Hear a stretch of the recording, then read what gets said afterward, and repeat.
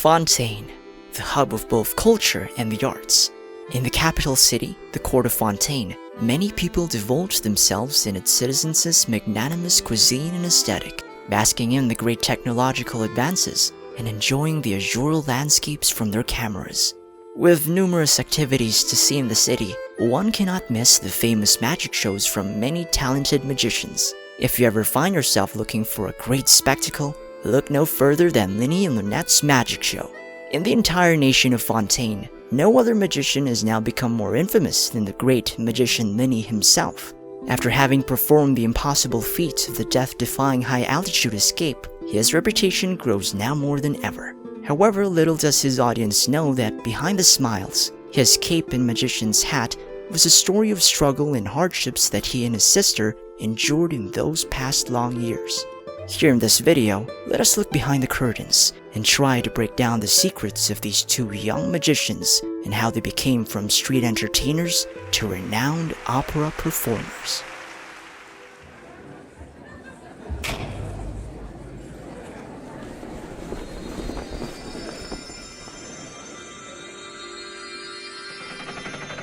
The story of Lyney and Lynette begins in a rather ordinary setting. Born in a house possibly within the city, lived with both parents, and had a happy start of life. We don't know much about their ancestral house or their parents, but we do know that they possess feline blood within their bloodline, sharing similar features with Diona and Sucrose from Mondstadt. It is possible that Lyney and Lynette's ancestors share a similar genome to that of the Catsline bloodline. From Lynette's character stories, it was mentioned how Lynette's feline blood inside her causes her to grow cat-like features such as cat ears and a tail. This could be further emphasized whether in future quests or in future hangouts with Lynette, explaining more of their family background. Continuing on, their lives would greatly change when their parents died from causes unknown, leaving them wandering the cold and unfriendly streets of the city. The two became orphans and, as a result, sought for any place to find food and shelter. The two grew to have looked out for each other even in the face of starvation and death, with Lyney using his charm and wits, while Lynette using her keen observation and sheer focus to escape their poverty. As Lyney worked hard just to bring home some food for him and his sister, his abilities are still clouded by the fact that he is still merely a child, so he needed to find more ways to change his and his sister's fate. Luckily, after roaming the streets, he was suddenly amazed by the concept of magic, an art which uses deception and illusion to bring joy to different people, children and adults alike. He immediately began attending an old magician's show and tried focusing on the secrets behind the performances. He thought he could redo these tricks with one practice. That was until he saw that there was more to them than meets the eye. Lyney and Lynette soon started magic shows of their own, performing small feats which were still exceptional to the audience. They started a tour throughout the streets of the court of Fontaine until they were noticed by an aristocrat who then invited them into their mansion. Lyney and Lynette were surprised to hear this news and believed that this was finally their start of a life of luxury. However, tables turned immediately as the aristocrat sold Lynette to an eminent person who had plans for her which are unspeakable in nature. As soon as Lyney realized he returned to the noble's mansion without his sister, he rushed to find the eminent person's home and rescue Lynette from possible danger. Thankfully, as Lyney arrived at the scene, he saw that this eminent person had been killed before they could do harm to his sister. Without the last-minute help from the stern Fatui harbinger, Arlecchino, Lyney and Lynette could have lived a different life from what they have today. Following this, the twins realized that the world they live in is untrustful and full of deception, that everyone has a hidden agenda in establishing relations with others.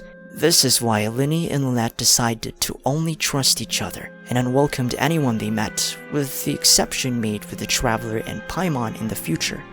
After being rescued by Arlecchino, the two were taken under the Fatui Harbinger's wing and were adopted to the hidden orphanage called the House of the Hearth, moving in at the Hotel Bouffe d'été. This is only one of many locations in which Arlecchino stations her network of orphans. While both Lyney and Lynette have witnessed what it was like to have someone's trust be shattered, they believe that this person is different from the others they met earlier. As part of the orphanage, they were obliged to call the Fatui Harbinger Father. Under Arlecchino's supervision, she put Lyney and Lynette through harsh training, and made them perform numerous tasks and missions for the orphanage. It is unclear what the nature of these missions are. It could be escort missions, deception missions, or even assassination missions if they went with the extreme. However, as mentioned in the Archon quest, one mission involved them trying to discover the mystery behind the Oratrice Mécanique d'Analyse Cardinale, as most players believe that this is where the Hydrognosis is located. Given that it possesses the power to judge people for their crimes and innocence, it would be amazing if this was the case, and we can't wait for the third act of the Archon quest. Going back, accomplishing these missions made both Lyney and Lynette grow faster to a level of maturity where most children are incapable of reaching at a young age. Such is the price for their survival.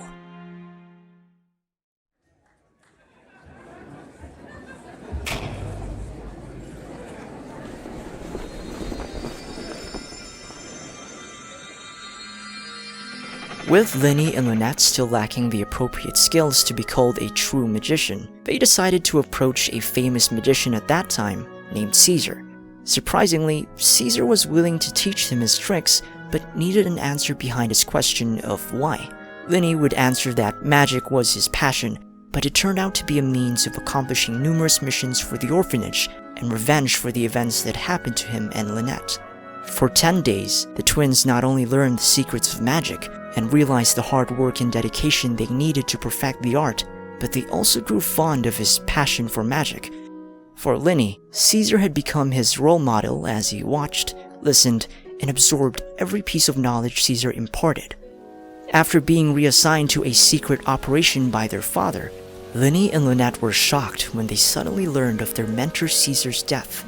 With this news, Lyney and Lynette weren't about to let this go, and soon promised to investigate the events that happened prior to Caesar's death. Caesar was suddenly dubbed as Fontaine's Phantom Weasel, who was a thief that took from both rich and poor. The people of Fontaine immediately believed in this story, but some disagree, believing that he was framed and wasn't the true culprit behind the theft cases. As 10 years passed, both Lyney and Lynette grew not only as magicians, but as persons with character. They not only honed their skills, but they also learned humility, patience, and the responsibility that came with wielding an immense talent for magic, all thanks to Caesar's words that night. Caesar was not just a master, but was also a father figure to Lyney and Lynette. Magic should be mysterious, surprising, and defy logic. Magic is hard work. Every single movement has to be practiced thousands of times. This world is full of lies and falsehoods. I only hope that one day you can find your own truth. In those 10 years, Lyney and Lynette did just that. They amazed younger audiences, shared their talents, and carried forward Caesar's teachings. Thanks to them, Fontaine grew more famous for its magic shows, not just in the form of tricks and illusions, but also in the wit, confidence, and quick-mindedness that Lyney and Lynette displayed. Finally, after careful planning and determination, Lyney and Lynette chose to expose the true mastermind behind the Phantom Weasel case and clear Caesar's name from the public, thus restoring his reputation. First, they posted a note at the Opera Epiclese so as to deceive the public into thinking that the Phantom Weasel has returned. Then, scheduling a magic show during the chaos to ensure Lyney's reason for investigating this news. Then, finally arresting Caesar's wife Gemma and Lorenzo, who were the true culprits all this time. Though Caesar was gone, his presence lingered in the classic tricks, the crackling fire, and the distant echo of performances. The student had finally become the master, not only in magic, but in the art of carrying forward a legacy, ensuring that the echoes of magic would resonate through the ages.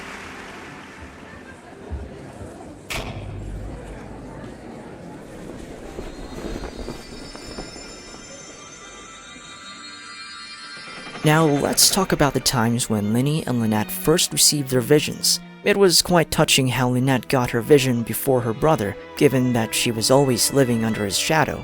Despite her situation, she never wanted to surpass him or replace his position, and as perfectly described in her character story, she likes being his assistant. Now, her vision story begins when the two accept a mission to infiltrate a noble's villa. They were instructed to attend this noble's banquet near the mountains somewhere in Fontaine and perform their magic show as entertainment. As the night grew old, many of the noble's guests were enjoying the impressive Lyney and Lynette's magic show, unable to notice the true purpose behind it all. Both the twins' plan was to distract both the noble and his guests, and enter his personal study via a window and steal the important evidence that they needed to finish their mission. However, things didn't go as planned, as the Maison Gardinage, Fontaine's law enforcement service, was approaching the villa. Thanks to the twins' help from their fellow orphanage members, they were able to catch sight of the situation and planned a quick escape by jumping at a nearby river. After the leap, Lyney became unconscious and Lynette caught hold of a hanging wood, pulling her brother to shore. Positioning themselves near the river, Lynette received no response from her unconscious brother and realized that this scene was the same situation she was in years ago, under the hands of that eminent person who tried to do unspeakable things to her. However, this time, she decided that the scared and helpless Lynette she once was will not be the one to save them both. Mustering her strength and courage, Lynette carried Lyney across the dark forests towards the final meeting point of their mission. Even without the audience and spotlight, this was finally Lynette's moment to shine as a star and achieve the impossible. Then, to her surprise, the twins' father, Arlecchino, was there waiting for them.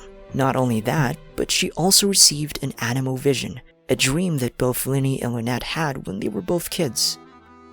Following these events, Arlecchino decided to give Lynette some more dangerous tasks. With an animo vision, Lynette could prove to perform more extreme missions and continue to improve her control of her gift. Because of this, Lyney and Lynette operated more separately and were losing time together as siblings. Lyney had a hard time adapting to this and begged Arlecchino to give him a delusion so long as to stand beside his sister. However, Arlecchino refused and asked Lyney if this was what his sister would have wanted. To obtain a vision is one thing, but a delusion. We all know what would happen to someone once you obtain a delusion. Lyney soon realized the weight of his wish and began to just help his sister in ways such as planning the safe routes ahead, making the practical tools, and choosing the best rendezvous points for the mission. During one mission, Lyney and Lynette were trapped in a cliff. With no other way, Lyney grabbed Lynette and used his paraglider to escape. However, they were still pursued and were hailed with a shower of bullets in the air. Despite Lyney's attempts to avoid the hail of bullets, his paraglider was penetrated and made huge holes, causing the twins to descend. As their pursuers started to laugh at their situation, a huge flame suddenly lit in the skies and pushed Lyney and Lynette towards a river, ensuring their safety. With this, Lyney looked down and saw a pyrovision in his hand. Finally, with a combination of pyro and anemo, the twins' performances were finally at their peak.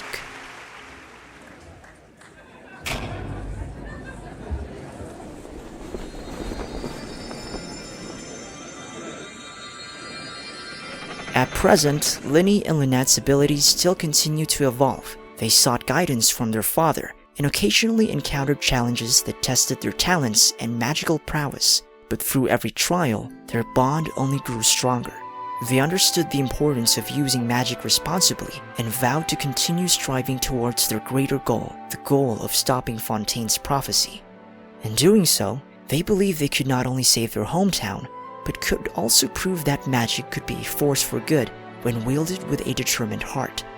And so, Lyney and Lynette's names were forever etched into the records of the great magicians, a testament to the extraordinary journey of two orphan children who became magicians and changed their world for the better. Now, to add a little bit of trivias, did you know that Lyney and Lynette's costumes are personally tailored by a person named Chiori? If you still don't know who this is, she is the owner and founder of the Chioria boutique located at the court of Fontaine, famed for making elegant dresses and suits. An Inuzuman fashion designer who traveled to Fontaine and opened a new business. Mentioned in the voice lines of Kirara and the twins, she will be a playable character in the future and might reference her affiliation with both the magicians. For the next trivia, you might have noticed that Lyney has a pet black cat living in his magician's hat. This cat's name is Rosalind and was adopted by the twins. Rosalind originally loved sleeping inside Lyney's hat, but after numerous attempts of making it go away, the twins finally thought of an idea to use the cat as a prop for their magic shows. For the last trivia, You might remember the note in which Lyney posted at the door of the Opera Epiclese.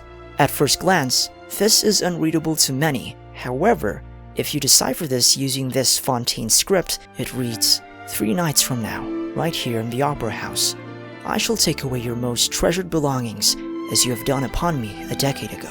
Yours truly, the Ferret. So anyway, that's all I have for this episode. Honestly, Lyney and Lynette's story is quite tragic if you think about it. Both parents died early in their childhood, Lynette being sold off to a creep and forced to grow up early using lies and tricks to survive. Still, it was cute how they interact as siblings, as I noticed this when I was playing the Archon quest and Lyney's story quest. I never realized how much they cared for each other up until I read both of their characters' stories. It's quite clear that Lyney and Lynette look out for each other despite having faced the cruel reality of life. Now, one thing I'm quite curious about is how the story of Lyney will continue forward, as it was indicated in one of his voice lines that Arlecchino plans to have him as next in line to his position. Could Lyney become a future Fatui Harbinger? Or maybe the writers will have him declining this offer due to the fact that it will endanger both his life and his sister's. It's still up for debate, but becoming a Harbinger might require having a delusion, and Lynette may not want this for his older brother. Still, I believe both twins still have a part to play in this performance, and we might see more of them in the future. Now, if you have some thoughts about the video, leave a comment and let us know. If you're not yet subscribed, it would be a great time to do so. We will be uploading another video about Fontaine's lore and summaries behind the new forgeable weapons. Thank you very much for watching, and I hope you enjoyed it. So, as usual, my name is KlemenTime. Until the next one, be safe and stay tuned.